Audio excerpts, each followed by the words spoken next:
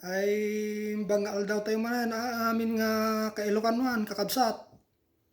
Ket anya karong ngay datoy talat taon nagtibalay na ta nariga put nga maalisan ti sakit COVID-19.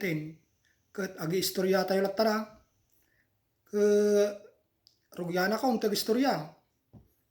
Amoy kakabsat di damdam nga umay ditoy Amerika. Ket nakasarga ka mo tati trabaho di restaurant. Ket first day of job ka.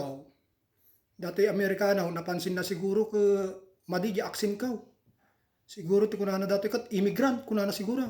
Tata kinestyon na. Where did you came from? Kunana di Amerikano. Ni delikado dati yung kuna. Paglingutin na dati ti English mo nak na mga sarsarita ti English di Pilipinas. Puro mga Ilocano. Ke malagip ko di istorya kanyak ni tatang ko di kwa. Apply nga US Navy. Kunana ko, where did you came from? Ni tatang ko di interview na ko, kwa. I came from my mother, kunana. So isumot timba dyan ti Amerikano na. I came from my mother, kunana mo na. Salamat, desidido nga correct mo dyan sir ka. Di kwan, kunana di Amerikano. That's not the way I mean, kunana.